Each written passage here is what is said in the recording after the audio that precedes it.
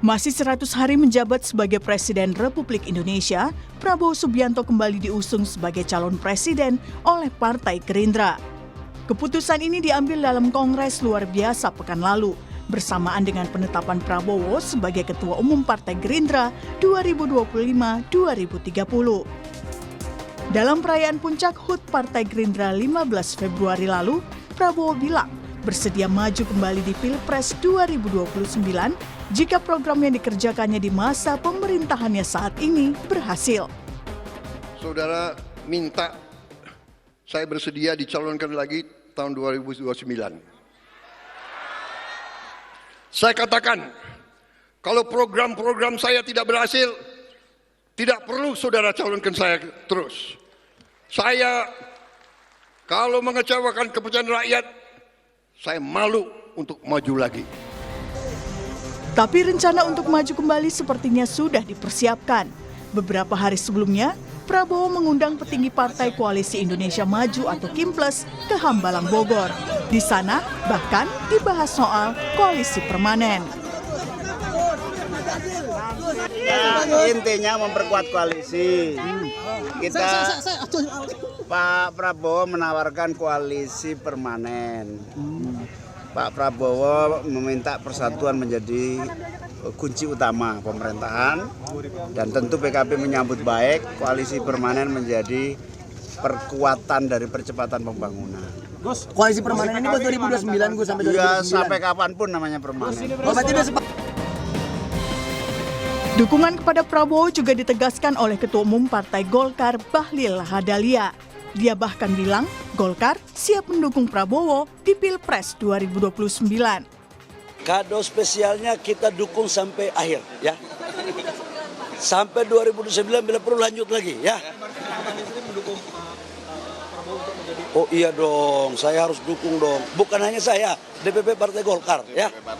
Jadi DPP Partai Golkar sudah memutuskan dalam Munas untuk bersama-sama dengan Bapak Presiden dan partai koalisi lain dalam mengawal, menjaga, dan menyukseskan pemerintahan Presiden Prabowo dan Mas Gibran. Oke? Tapi pandangan berbeda datang dari Ketua Umum Partai Nasdem Surya Paloh. Menurutnya, perlu dipastikan sampai kapan durasi permanen yang dimaksud. Tapi pada dasarnya itu hal-hal yang baik gitu. Kalau bisa permanen baik, tapi permanen sampai berapa waktu kan? Pasti ada batas waktu ya. Ya kan? Apakah 2 kali pemilu, 3 kali pemilu, 4 kali pemilu, 5 kali pemilu, dan sebagainya ya. Lalu apakah koalisi permanen bisa menjamin Prabowo melaju kembali di Pilpres 2029? Dan apakah mungkin koalisi permanen terjadi di dunia politik? Tim Liputan Kompas TV. Terima kasih Anda masih bersama kami dalam Sapa Indonesia Pagi. Saudara, baru 100 hari menjabat sebagai Presiden Republik Indonesia, Prabowo Subianto kembali diusung sebagai calon presiden oleh Partai Gerindra. Meski Prabowo bilang bersedia maju kembali jika programnya berhasil. Toh jalan menuju itu sepertinya sudah dipersiapkan. Salah satunya adalah dengan membentuk koalisi permanen. Mungkinkah koalisi permanen diwujudkan? Dan bagaimana peluang tokoh lain di Pilpres 2029? Mengingat tidak ada lagi presidensial threshold 20%. Kita akan bahas di pagi hari ini bersama dengan sejumlah narasumber melalui sambungan Zoom dan juga hadir ke studio melalui sambungan daring ada politisi Partai Gerindra Muhammad Haikal. Selamat pagi Pak Haikal. Selamat pagi. Apa kabar, baik ya? Baik, alhamdulillah. Iya, kemudian ada politisi PDI Perjuangan, ada Mas Guntur Romli. Selamat pagi, assalamualaikum Mas Guntur. Waalaikumsalam, selamat pagi Mbak Larasati. Oke, baik. Kemudian di studio sudah hadir bersama saya, Studio Orange Kompas TV, ada juru bicara Anies Baswedan, Bung Syahrin Hamid. Selamat pagi, assalamualaikum Bung Syahrin. Waalaikumsalam. Ya, oke. Ini menarik betul begitu ya, karena dalam beberapa hari yang lalu begitu Partai Gerindra mendeklarasikan pencalonan Prabowo Subianto untuk dicalonkan kembali menjadi calon presiden di 2025. Kemudian di saat yang bersamaan tanggal 14 Februari kalau tidak salah, koreksi Pak Muhammad Haikal, Partai Gerindra kemudian diundang begitu ya, atau mengundang para ketua umum partai politik di Kim Plus begitu untuk menyatukan visi kembali koalisi permanen untuk mencalonkan seorang Prabowo Subianto di 2025 sebagai presiden. Apakah semuanya sudah satu suara? Saya rasa mungkin runutannya nggak persis seperti itu. Kita waktu awal itu mengadakan Rapimnas yang memang sudah disepakati akan kita laksanakan sekitar tanggalan ulang tahun kita. Ulang tahun Partai Gerindra sebetulnya tanggal 6 Februari, tapi kan biasa kita menyesuaikan dengan jadwal yang memungkinkan, akhirnya diputuskan rangkaiannya itu 13, 14, 15 itu.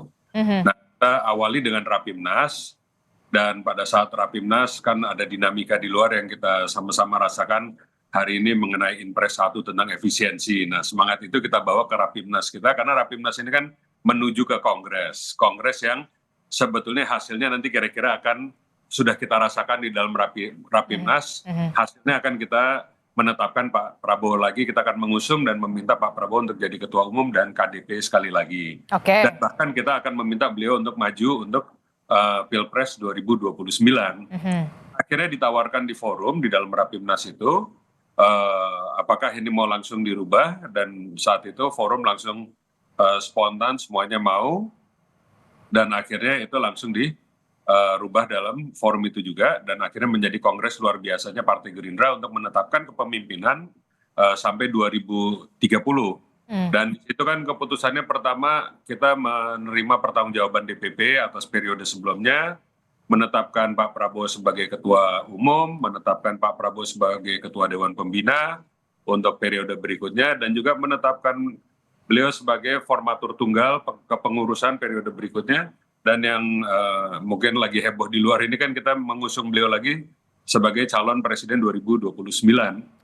Nah, setelah itu hari berikutnya kan kita mengadakan silaturahmi Koalisi Indonesia Maju. Nah, pada saat itu sebetulnya cuma undangan, dan dalam silaturahmi itu sebetulnya yang disampaikan Pak Prabowo itu adalah lebih bersifat terima kasih atas perjuangan kita bersama-sama di Pileg dan Pilpres kemarin yang membuahkan kemenangan untuk koalisi kita sehingga Pak Prabowo bisa menjadi presiden. Memang nggak semuanya ini kan anggota Kim awal kan, makanya kita kan ada Kim Plus, dan tinggal partainya Pak Romli nih yang masih di luar sendiri kan. Bahkan Pak Prabowo itu suka bercanda itu kan, ini tinggal satu nih yang belum masuk, bahasanya bukan tidak masuk loh, belum masuk, jadi kan masih terbuka untuk masuk. Itu teman-teman di merah.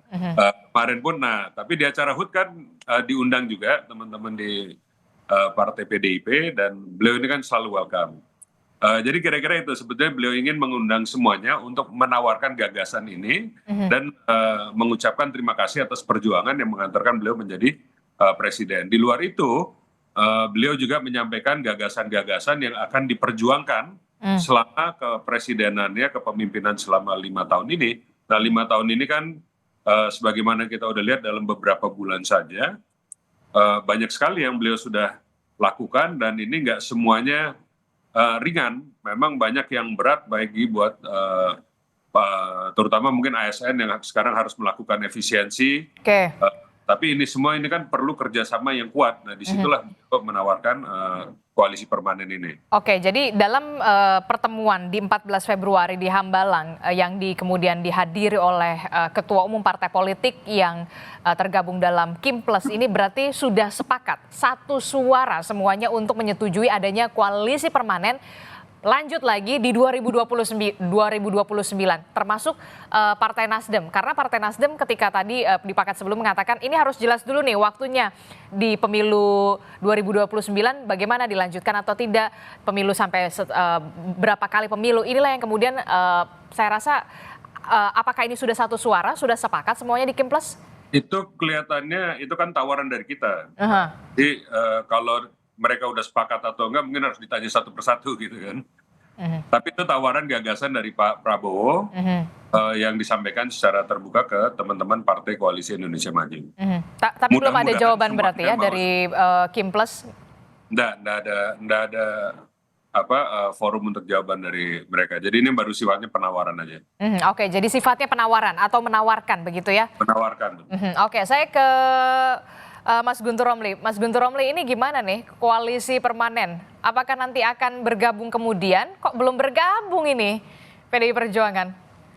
Ya, Atau terima sebenarnya kasih, Mbak. kemudian akan mencalonkan calon sendiri begitu, karena kita tahu keputusan Mahkamah Konstitusi presidensial threshold ini artinya atau intinya adalah setiap partai politik punya kesempatan untuk menjagokan calonnya sendiri. Ya, terima kasih Mbak. Pertama kita ucapkan selamat ulang tahun dulu untuk Partai Gerindra. Sukses terus Partai Gerindra dan Pak Prabowo. Ini kan yang ke-17 Sweet 17 ya. Saya kira ini umur yang sangat berarti untuk perjalanan Partai Gerindra. Kemudian yang kedua terkait koalisi permanen, ini kan sebenarnya tawaran kepada koalisi Indonesia Maju secara internal kalau menurut kami. Nah sampai saat ini kan PDI Perjuangan bukan anggota dari koalisi Indonesia Maju. Jadi sebenarnya kami itu tidak punya hak untuk memberikan komentar. Karena ya itu kan terserah lah ya gimana koalisi itu membentuk dalam arti persekutuannya apakah permanen atau bagaimanapun itu kan terserah lah. Namun kalau kami sendiri itu kan sampai saat ini menunggu Kongres posisinya kan tetap berada di luar pemerintahan. Ini kan merupakan amanat Rakernas PDI Perjuangan yang kelima tahun lalu yang sudah menegaskan bahwa PDI Perjuangan akan berada di luar pemerintahan, akan merawat check and balances, kemudian sebagai kekuatan penyeimbang untuk merawat demokrasi, untuk merawat kebebasan yang ada di Indonesia. Ini bagi kami sangat penting karena selain juga ada kelompok-kelompok katakanlah yang berkuasa, yang memerintah, tapi kan juga ada kelompok yang juga harus memberikan pengawasan. Itu, Mbak.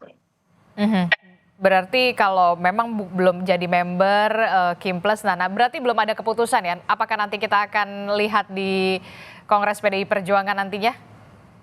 Atau Rakernas?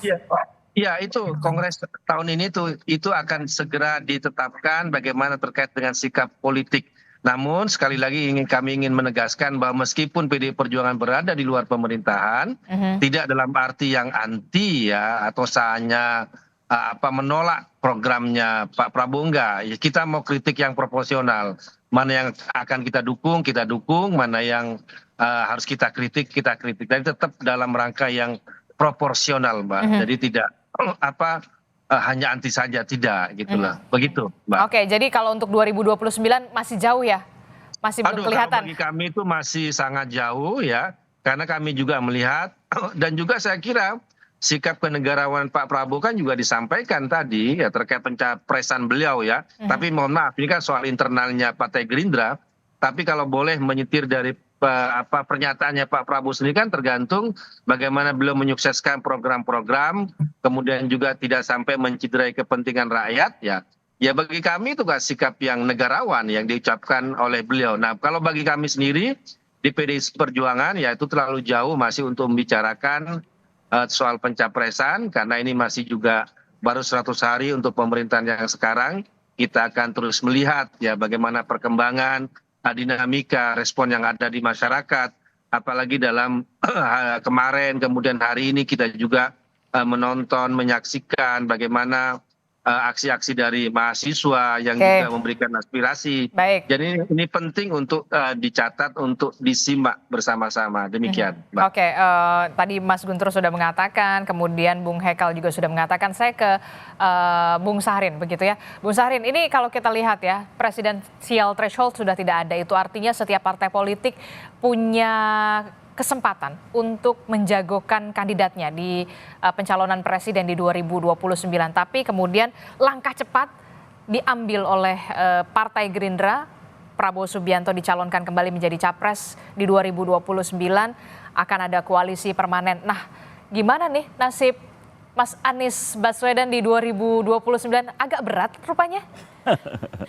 Ya, jadi yang pertama tentunya Gerindra mengusung Prabowo serta koalisi permanen, ya tentunya itu adalah ya hak dari Partai Gerindra dan juga hak dari koalisi permanen. Nah bagi kita ataupun bagi Mas Anies ini kan memang 2029 kan jalan masih panjang. Dan bagi Prabowo juga kan ada catatannya tadi, bila sukses menjalankan seluruh program-programnya. Nah, oleh karena itu ini situasi masih sangat dinamis.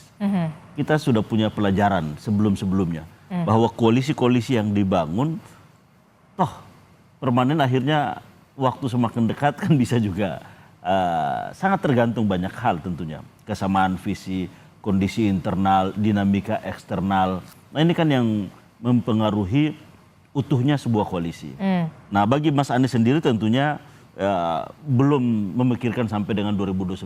Yang terpenting saat ini adalah bagaimana berkontribusi dari sisi gagasan, dari sisi partisipasi, memberikan alternatif-alternatif dari kebijakan-kebijakan yang ada. Nah ini adalah sesuatu yang penting untuk melihat sejauh mana rakyat justru melihat apa yang sedang ataupun menjadi tindakan polisi dari pemerintah yang berdampak langsung terhadap rakyat. Nah kondisi ini untuk menilai sesuatu itu ataupun masuk dalam panggung 2029, nah ini masih cukup jauh. Masih jauh untuk itu. Jauh. Tapi kalau dengan pernyataan Anda meyakini akan ada dinamika, tampaknya koalisi tidak begitu permanen atau gimana? Kalau kita lihat sebelum-sebelumnya kan gitu, ada yang sudah tanda tangan bersama, sudah membangun koalisi bersama, tapi itu ternyata buyar. Ketika ada hal yang belum cocok, ya tentunya masing-masing memiliki jalan sendiri-sendiri. Dan kita tahu bahwa partai politik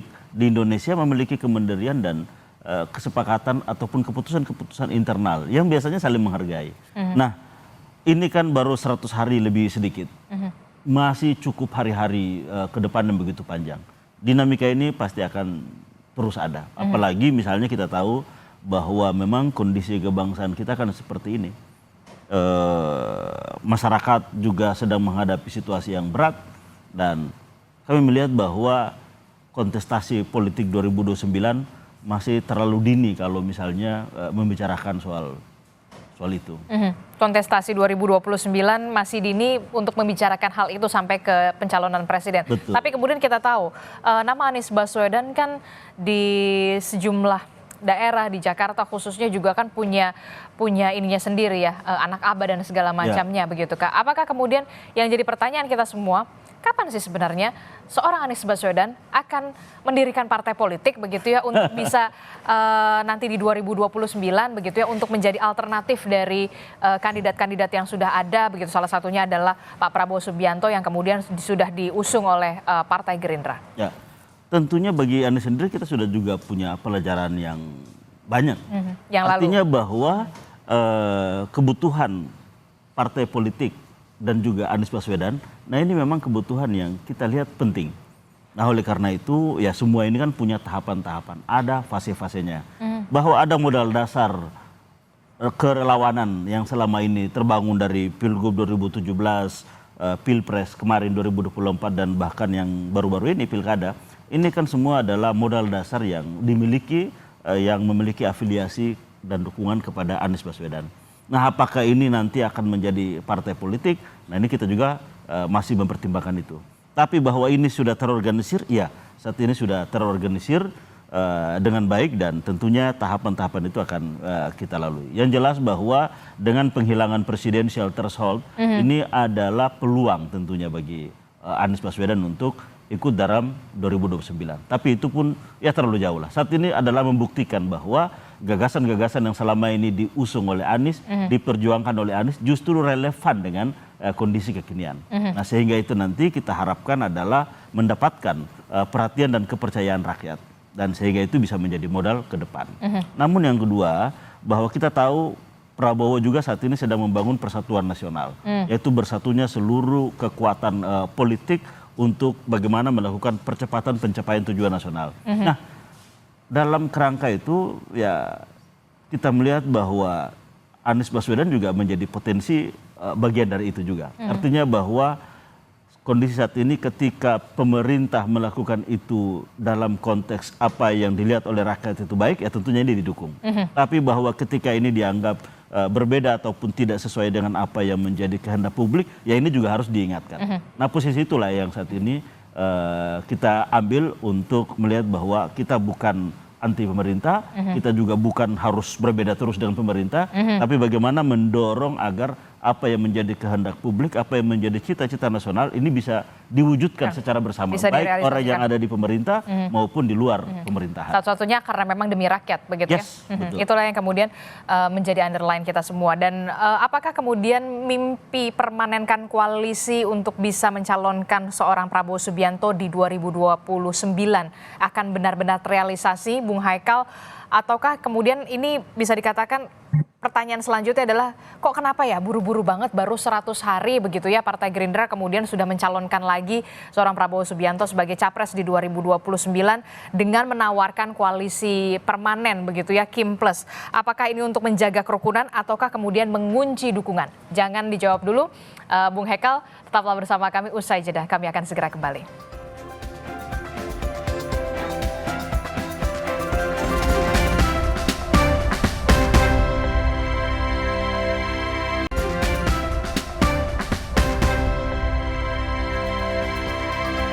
Terima kasih Anda masih bersama kami dalam Sapa Indonesia Pagi. Saudara, kita masih membahas soal mimpi dari koalisi Indonesia Maju Plus begitu ya, untuk bisa terwujudnya Partai Gerindra, terwujudnya koalisi Indonesia Maju Plus di koalisi permanen begitu dengan mencalonkan kembali seorang Prabowo Subianto di 2029. Kami masih membahasnya bersama dengan Bung Haikal, kemudian ada Mas Guntur Romli, kemudian juga ada Bung Sabirin begitu ya. Saya ke Bung Haikal dulu. Bung Haikal, jadi ini kan pertanyaan selanjutnya pasti akan begini. Kenapa ya kok tampaknya terburu-buru sekali begitu ya untuk memikirkan seorang calon presiden kembali di 2029 padahal ini baru 100 hari pemerintahan begitu. Apakah ini memang demi semata-mata untuk menjaga kerukunan Kim Plus begitu ya, atau kemudian untuk mengunci dukungan dari koalisi Indonesia Maju karena sudah tidak ada lagi presidensial threshold di 2029 nanti? Itu kalau menurut saya masih jauh ya Mbak. Jadi kalau yang berkembang itu kemarin itu kan animo kader-kader Gerindra. Mbak harus ingat, Gerindra ini kan didirikan waktu itu untuk memperjuangkan Pak Prabowo jadi presiden. Dulu kan Pak Prabowo pernah ikut kontestasi terus nggak berhasil, padahal gagasan kontestasi di Golkar. Padahal gagasan-gagasan beliau itu kan bagus. Saya pun termasuk gabung ke Gerindra karena saya waktu pernah dengar beliau itu nyalon bersama Bu Mega di tahun 2009, saya dengar beberapa gagasan beliau, saya malah tertarik, yang akhirnya saya jadi nyalek dan bergabung di Gerindra di tahun 2012 dan sampai sekarang jadi kader Gerindra. Dan pada saat itu kita di 2014 pun sudah bikin koalisi yang waktu itu rencananya koalisi permanen, itu KMP kan.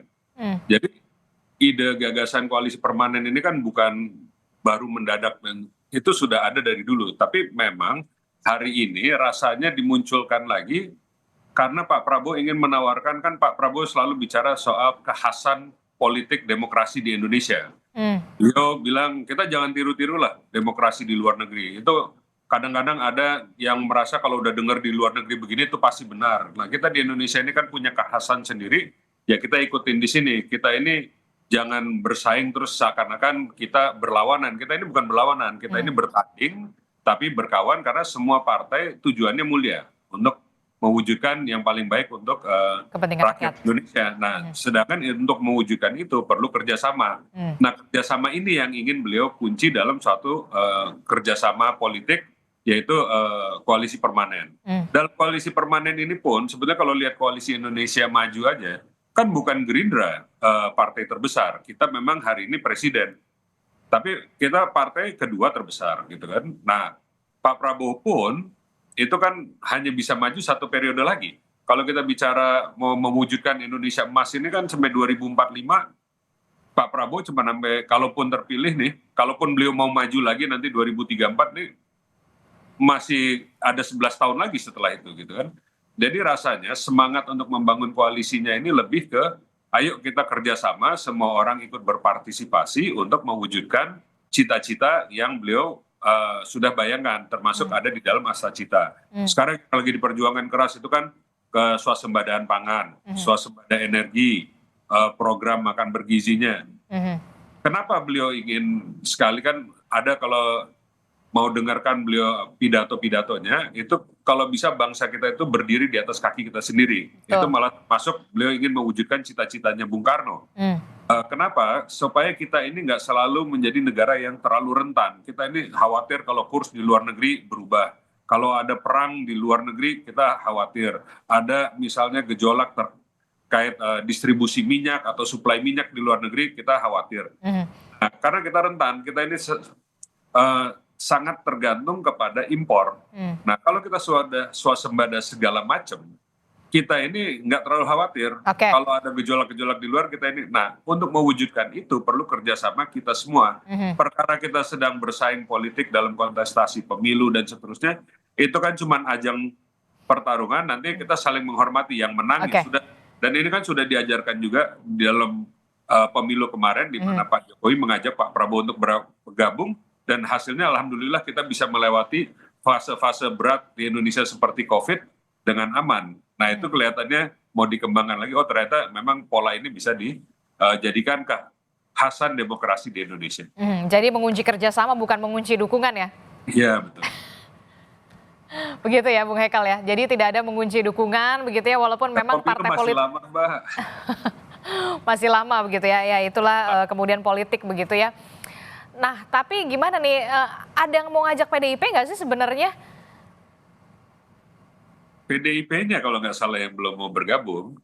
Tapi kan begini, bukan berarti kita musuhan. Kita di DPR juga berteman, dan kan harus ada juga yang menampung suara. Kalau misalnya semuanya ada di kita, ya kita juga happy-happy aja. Bahkan di DPR sudah dibikin AKD tambahan untuk menyerap aspirasi, supaya nggak perlu demo-demo di luar. Karena kan takutnya nanti aspirasi masyarakat nggak bisa terserap, itu perwakilan siapapun yang mau demo itu didengarkan, disalurkan di dalam DPR. Tapi di luar itu kan secara politik nggak mungkin kita semua akan selalu satu pendapat. Jadi ini kan hak politiknya PDIP mau bergabung, ya kita syukur alhamdulillah. Bukan berarti di dalam koalisi terus nggak boleh saling kritis. Kita boleh kritis asal kritis membangun dan kritik yang benar, bukan saling menghujat dan seterusnya gitu kan. Kritik yang konstruktif bukan yang destruktif begitu ya. Mas Guntur, gimana nih? Iya, kalau seperti saya sampaikan tadi bahwa sikap PDI Perjuangan sampai saat ini kan masih menunggu Kongres, Mbak. Jadi prinsipnya itu dulu. Nah, ketika tadi disampaikan oleh Bung Haikal terkait koalisi permanen, ya kalau tujuannya untuk menyukseskan program-program Pak Prabowo, ya itu ya baik-baik saja. Cuma karena kami dalam posisi yang saat ini berada di luar pemerintahan, kami kan hanya ingin mengingatkan bahwa jangan sampai konsolidasi kekuasaan atau yang namanya koalisi permanen itu bisa menghadirkan kekuasaan yang absolutisme. Nah ini kan sangat berbahaya kalau ini sampai terjadi. Karena kan kita tahu ada gium klasik dari Lord Acton itu, power tends to corrupt and absolute power corrupt absolutely.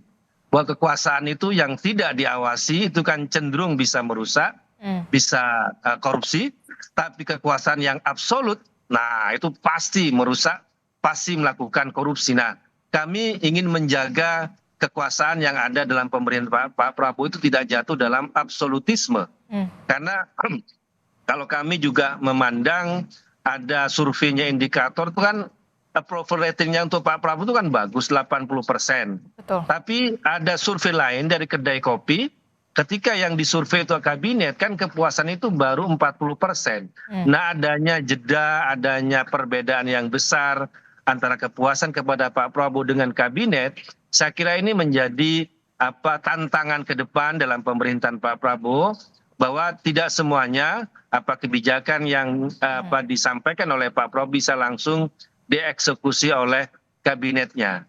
Nah, dalam posisi inilah PDI Perjuangan melihat, ingin mengawasi, ingin membersamai, dalam arti tetap berada di luar pemerintahan untuk menjalankan tugas sejarah, tugas demokrasi, yaitu bahwa tetap harus ada kontrol, ada check and balances, ada pengawasan untuk menyehatkan pemerintahan, menyehatkan demokrasi, dan menyehatkan kekuasaan itu sendiri untuk memastikan benar-benar bagi kepentingan rakyat. Begitu, Mbak. Oke, gimana Bung Hekal? Ini kalau kata Mas Guntur Romli, kalau komposisinya koalisi permanen, begitu semuanya berada dalam satu koalisi bahkan permanen, yang dikhawatirkan adalah kemudian kekuasaan yang absolut, yang justru merusak, begitu. Nah, kalau kita itu pendapatnya seperti yang tadi disampaikan oleh Pak Prabowo, bahwa kita ini harus bikin ke demokrasi yang khas Indonesia. Demokrasi yang gotong royong, yang kita nggak perlu terlalu khawatir bahwa kita ini nanti dihujat atau dicaci maki dengan model-modelan yang ada di luar negeri. Karena kita ini memang, bangsa kita ini bangsa gotong royong, bangsa kompromi. Rasanya kita semua hari ini harus pikirkan tentang musuh di luar ketimbang musuh di dalam gitu kan. Kita bukan mau cerita absolute power untuk corrupt absolutely. Justru yang dilawan oleh Pak Prabowo hari ini kan malah korupsi total. Ini di dalam pemerintahannya seperti yang beliau sudah sampaikan, ini kita sedang eksekusi efisiensi. Yang pasti merasa terganggu ini kan orang-orang yang selama ini menikmati korupsi-korupsi itu. Nah, ini yang menjadi lawannya. Nah, justru koalisi yang ditawarkan ini justru untuk melawan kejahatan yang sekarang sudah terbiarkan terjadi selama ini. Nah, ini beliau menawarkan kita bergabung, yuk kita lawan supaya benar-benar kita wujudkan cita-cita bangsa Indonesia merdeka sebagaimana yang diharapkan para pendiri bangsa kita. Kalau kita mengikuti pola-pola yang ajarkan oleh bangsa luar, buktinya kita nyampainya malah ke sini gitu. Kira-kira gitu. Oke, kalau dari Mas Sabirin sendiri untuk Anies ke depannya akan seperti apa? Apakah kemudian nanti akan ke partai politik begitu, mendirikan partai politik sendiri dengan adanya presidensial threshold ini memang sudah tidak ada lagi, kemudian karena setiap partai punya hak untuk mencalonkan presidennya, ataukah kemudian justru malah bergabung ke salah satu partai politik yang sudah existing? Ya. Ya, jadi gini, ya ini kan berarti kan soal kontestasi 2029. Dan ini ya tentunya masih jauh. Ya bisa jadi di 2029 Anies sudah dengan partainya, misalnya, kan kita juga belum tahu. Nah, sehingga yang paling terpenting adalah saat ini kalau misalnya Pak Presiden Prabowo ini betul-betul memegang kendali, pegang bendera pemberantasan korupsi misalnya, nah itu memang harus ditunjukkan untuk mendapatkan kepercayaan publik, kepercayaan rakyat. Nah, sehingga kita akan efisiensi, ya maka Prabowo juga menunjukkan bahwa dia sedang melakukan efisiensi di lingkungan kekuasaannya. Melakukan pemberantasan korupsi, maka dia juga harus menunjukkan bahwa memang sedang melakukan penegakan hukum. Ada pemberantasan korupsi, tidak menjadikan misalnya seperti sebelum-sebelumnya, bahwa hukum justru dijadikan sebagai alat untuk menekan dalam konteks memperoleh kekuasaan. Nah, saya kira inilah yang justru yang paling penting untuk dikawal. Sehingga memang tidak mesti dipaksakan semua harus sama. Justru bagaimana agar ada kekuatan yang mengkontrol. Tidak secara absolut kekuasaan itu oleh eksekutif, tapi bahwa ada juga kekuatan di luar yang terus melakukan mengawasi, melakukan check and balance, bahkan melakukan alternatif pilihan kebijakan yang sehingga rakyat bisa melihat bahwa oh ini yang relevan, oh ini yang tidak relevan, oh ini yang konsisten, ini yang tidak konsisten, oh ini yang dapat dipercaya, ini yang tidak dapat dipercaya. Nah, saya kira 5 tahun ke depan rakyat memiliki penilaian itu. Dan pada saat itulah tentunya pilihan-pilihan terhadap kontestasi pilpres itu juga sangat berpengaruh tentunya. Dan saat ini modal yang dimiliki oleh Prabowo kan cukup tinggi, bahwa ada kepuasan publik 80% lebih. Nah, ini juga tentunya adalah sebuah modal dasar yang cukup. Dan kita tahu bahwa petahana di mana-mana ya sering kali kan memang cukup kuat. Nah, sehingga kekhawatiran itu, konsolidasi yang sangat awal ini ya menurut kami ya itu memang betul-betul adalah hak, tapi bahwa prioritasnya mestinya adalah bagaimana nasib rakyat saat ini, imbas dari kebijakan yang diambil. Nah, terkait dengan Anies sendiri ya, kami melihat bahwa partai-partai ini ya buktinya kan koalisi permanen juga kan belum sepenuh hati juga oleh semua partai-partai yang ada. Artinya bahwa situasi ke depan jelang 2029, nah ini masih sangat bisa berubah. Jadi Anda mau mengatakan koalisi yang sekarang untuk koalisi permanen masih setengah hati? Koalisi untuk permanen untuk pemerintahan bisa jadi iya. Tapi untuk bahwa untuk kontestasi 2029 ya bisa jadi belum utuh untuk kita. Nah itu gimana tuh Bung Hekal? Kalau untuk koalisi sekarang oke, masih solid. Tapi untuk 2029 katanya Bung Syahrin jangan-jangan masih setengah hati nih. Ya kan namanya kalau koalisi permanen itu kan tanpa batas waktu. Tapi ini kan juga bukan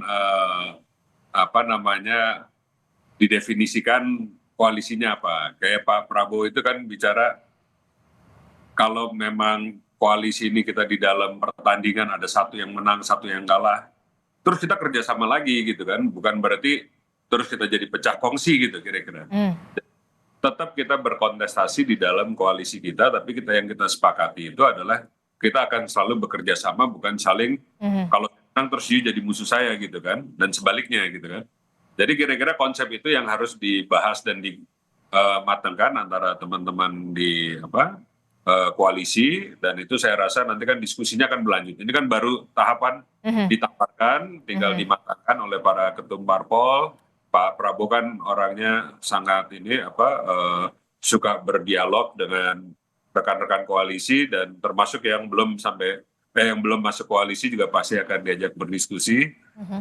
Saya rasa komunikasi politik antara Partai Gerindra dengan partai-partai lain kan sampai hari ini juga alhamdulillah cukup bagus.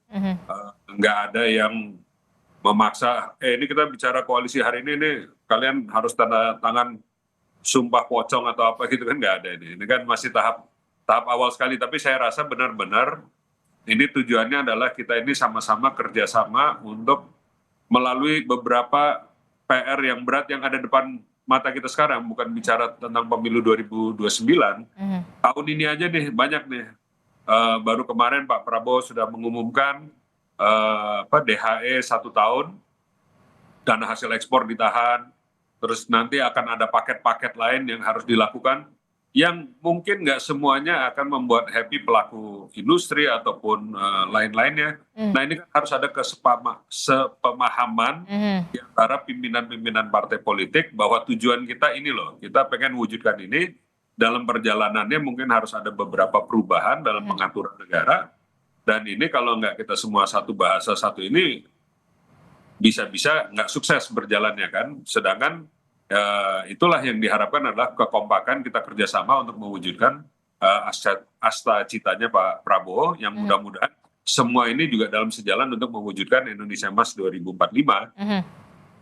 Jadi kira-kira kan koalisinya mengarah ke situ. Hari ini kita bicaranya itu. Kalau untuk bicara pemilu masih panjang, dan saya rasa ini juga pasti akan ada dialog-dialog lanjutan. Masih ada dinamika nanti selanjutnya akan seperti apa begitu ya, apalagi kemudian presidensial threshold memang sudah ditiadakan 0% begitu ya, jadi setiap partai politik kemudian punya hak begitu ya untuk bisa mencalonkan sendiri kandidatnya siapa yang akan dicalonkan menjadi calon presiden. Terima kasih.